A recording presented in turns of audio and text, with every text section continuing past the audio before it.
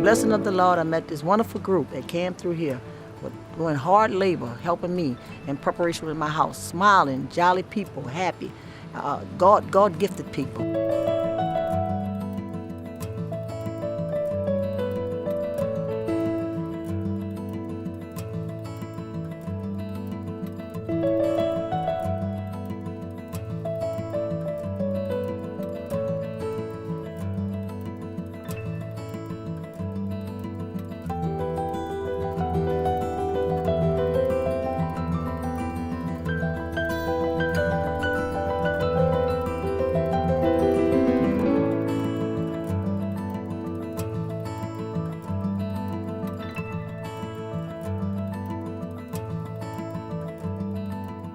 In its 60 years, Mennonite Disaster Service has responded to individuals, families, and communities affected by disaster, primarily in Canada and the United States.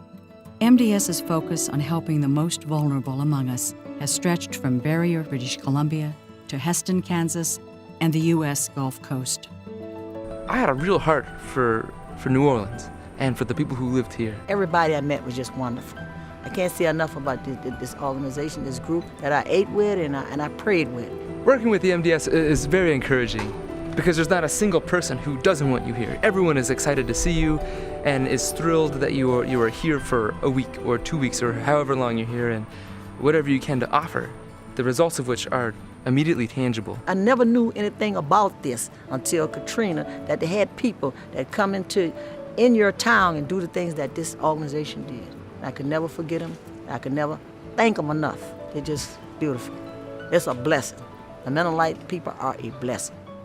In 1950, following significant response efforts to tornadoes in Oklahoma and flooding in Manitoba, Mennonites began to further organize their practice of mutual aid.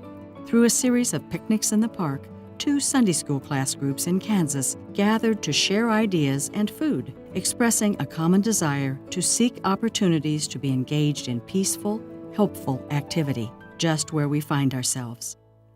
Mennonite Service Organization was born. We decided that since we're right on the edge of Tornado Alley, and there's oftentimes windstorms or there'd be floods, that we should organize emergency groups and be prepared on a moment's notice to go out and try to give relief and aid where it was needed. But after about a year or two, and seeing the success that they were having, they did give it the official blessings of the conference. That's when it became officially known as the Mennonite Disaster Service. When disaster strikes, you can count on an MDS volunteer wanting to respond. Excitement of going out, especially if you go to farther afield. 12 hours on the road. They get there the next morning, the adrenaline's pumped, and they want to go to work, and they want to get as much work done as they can. I mean, that's Mennonite 101, work hard. What else is there in an emergency? Mennonites have a long history of compassionate action. For generations prior to 1950, mutual aid was an informal practice performed by Mennonites and other Anabaptist groups who felt that their faith was best expressed in the day-to-day actions of caring for one another. Barn raisings and other spontaneous gestures of assistance were carried out when fellow church members or neighbors faced fire, tornado, or flood. During World War II, as an alternative to military service, Mennonites and Amish chose civilian public service. They were required to perform work approved to be in the national interest, including service in agriculture and mental health hospitals.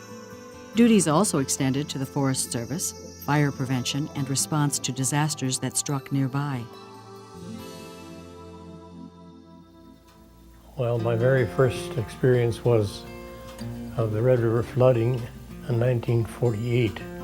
I came from Altona at that time, and I went to Rosenort to help sandbagging. That was Mennonitisches Hilfswerk, the Mennonite service.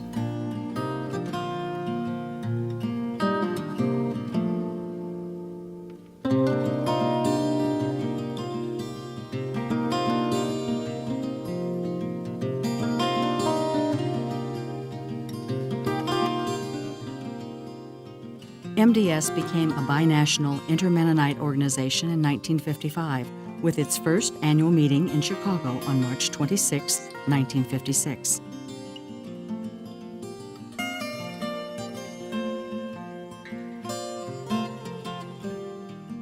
In 1962, MDS became a section of Mennonite Central Committee, MCC, with regions defined.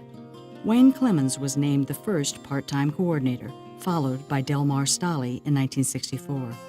We always felt good that there was that organization across the border. There were 4 regions in the U.S., and we became the 5th region. As chairman of Region 5, I spend a lot of time going back and forth to the different provinces, that each province had its MDS unit.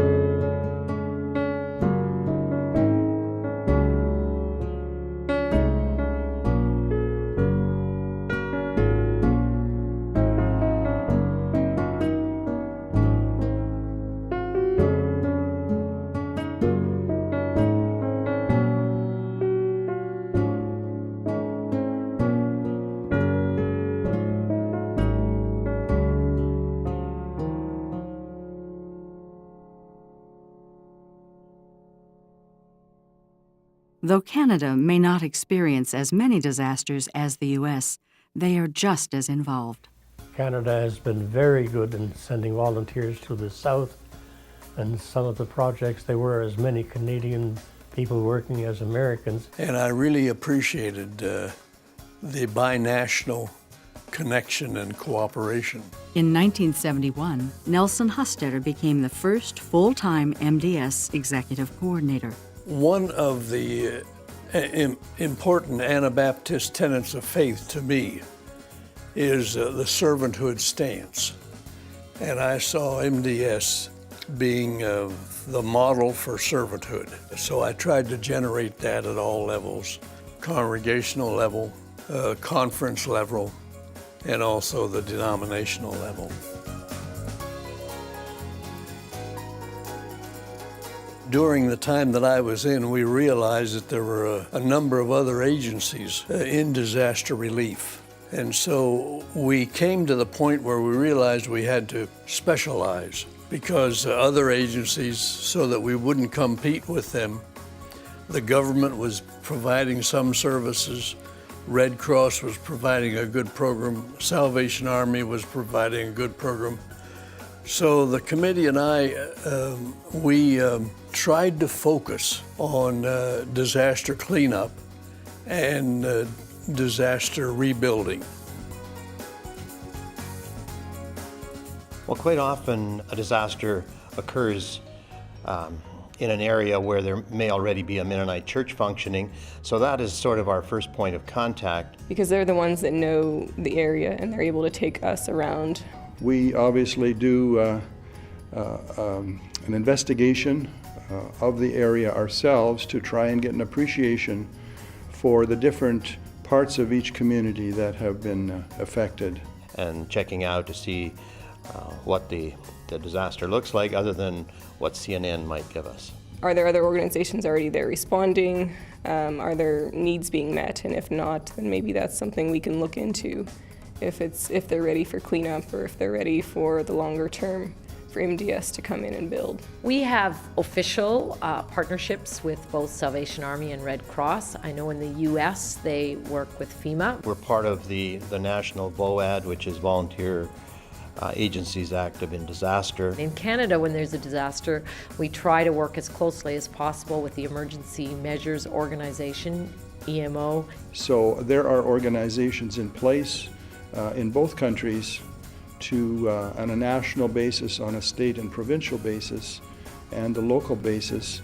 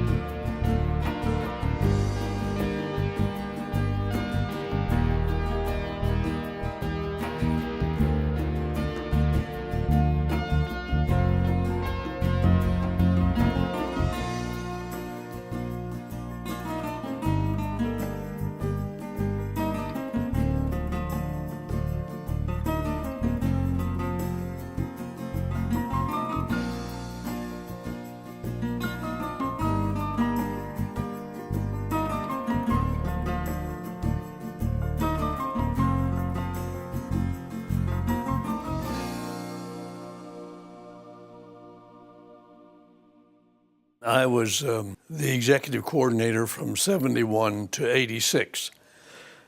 And when I was 62, I decided, well, they need a younger person. In 1986, Lowell Detweiler became the new MDS executive coordinator.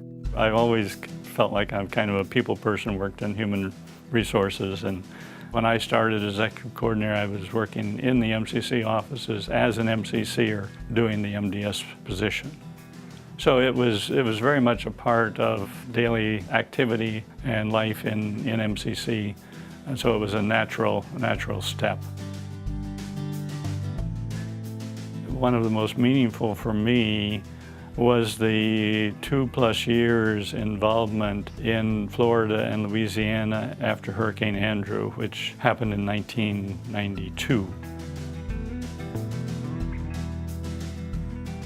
We think of clients as somebody who has gone through that disaster, but in reality, we're helping the whole community.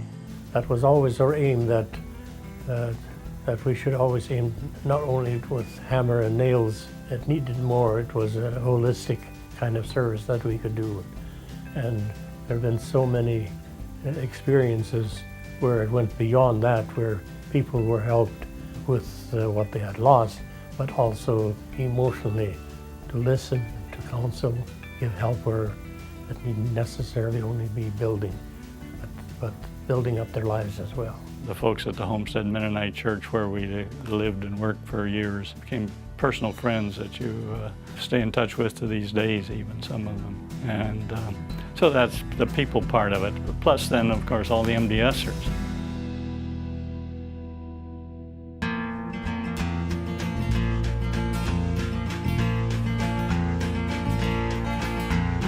Now is the time for the hammer to ring.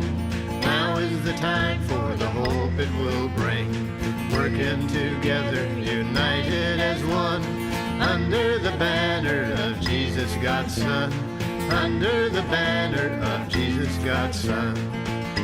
Respond and restore and rebuild is the way of power and action of God's love today. Go the world over so people are blessed. This is the mandate of MDS. This is the mandate of MDS. All kinds of trouble people go through. Disaster could fall upon me or on you. Children inspired in a Sunday school class said, what can we do when the big storm is past? What can we do when the big storm has passed? Now is the time for the hammer to ring. Now is the time for the hope it will bring. Working together, united as one, under the banner of Jesus, God's Son. Under the banner of Jesus, God's Son.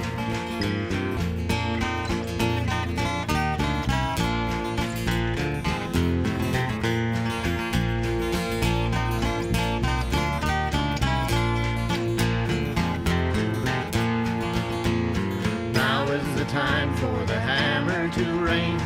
Now is the time for the hope it will bring. Working together, united as one, under the banner of Jesus, God's Son. Under the banner of Jesus, God's Son. Now is the time for the hammer to ring.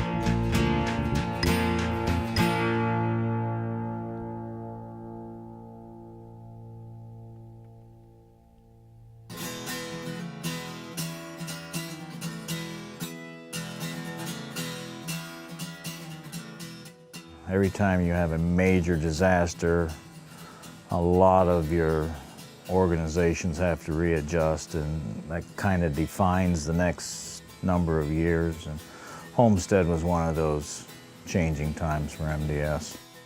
So early 90s, 92, 3 in there is where we worked for a couple of years at all the paperwork and getting the papers you need and to separately incorporate and move outside.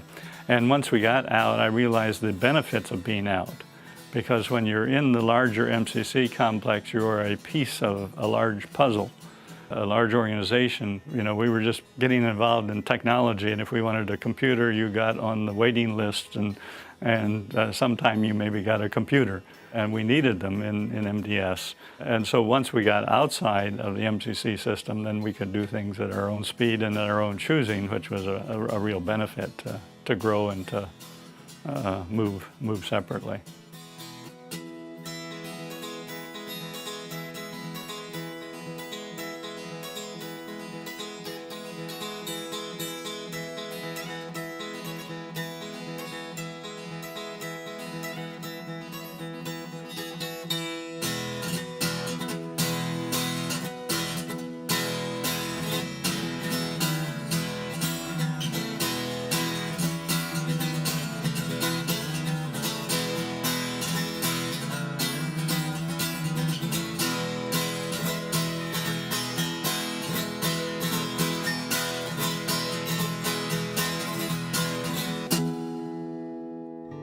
In 1998, after 6 years working under Lowell Detweiler, Tom Smucker was invited to be the new MDS Executive Coordinator. Communications through disaster has really evolved. When I came in the early 90s, we were talking about radios, shortwave radios, because of power lines, telephone lines obviously being down. I remember Lowell got the first cell phone. Man, we thought we were advanced then.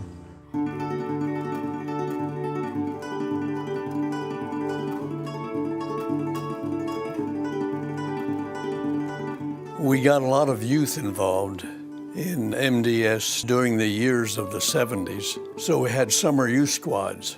This program brought youth from anywhere in Canada and the US, and they would usually follow up in major disasters where a longer-term response was required. We had as high as 40 and 50 young people on various project locations. That was a good opportunity for young people to get to know others and see people from different perspectives. One of the probably more touching stories was not necessarily involving individuals, but involving the church community in Bolaji, Alabama. In the mid-90s, African American churches in the South were being burned one after the other. And somebody said, isn't there anything MDS can do to show we care about that? We built that church with youth program. And so we went to Bolaji, Alabama, and we rebuilt an African American church. One of the most meaningful experiences, I think, in MDS's history.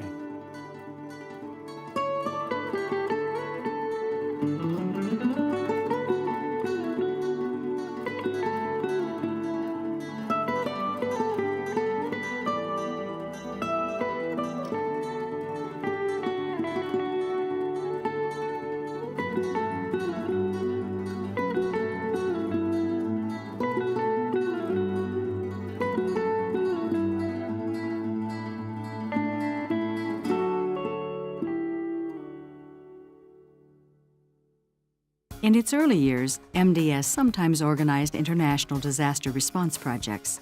Since the mid-1980s, its occasional international involvement has been at the invitation of MCC.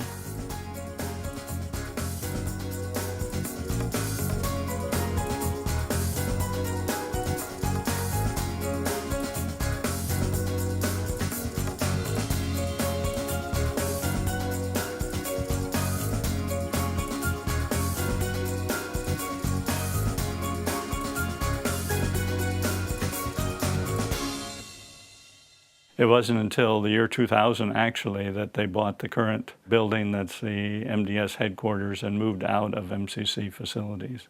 As MDS marked 50 years of service, the new century brought an increasing number and scale of disasters.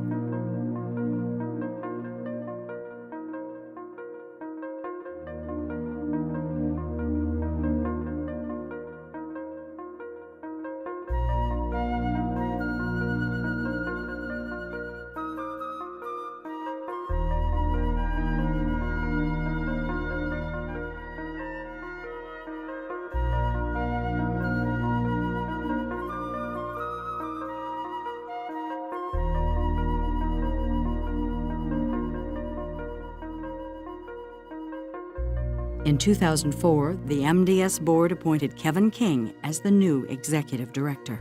We get the news that Hurricane Charlie is coming down on the western coast of Florida, but then only to be followed by Francis, Jean, and Hurricane Ivan.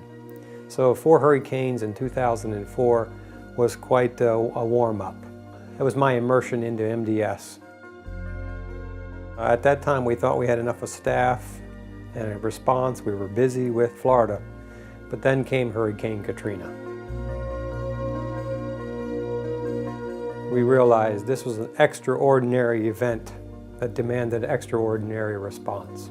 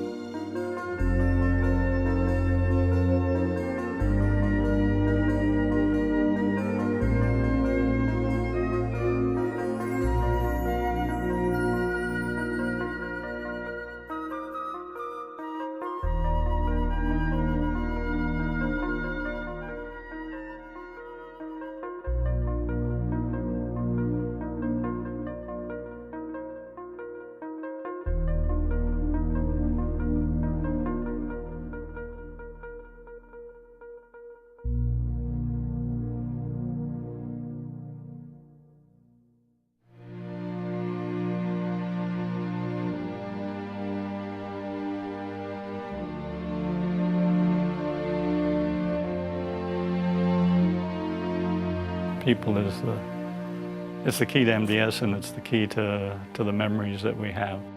When you ceremoniously hand that key over to the homeowner with the comforter, with the Hammering's Hope book, with the Bible, and a prayer of blessing, that's one of the greatest moments there are. Volunteers going out are incentive for others in the church to become more active.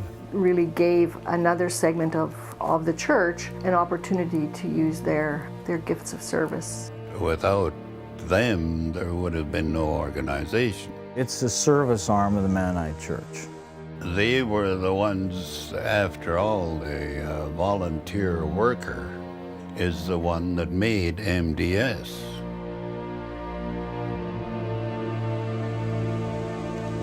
Our mandate is to respond to natural and man-made disasters in the U.S. and Canada and their territories. That's a slogan that I heard many a time. I got more than I gave.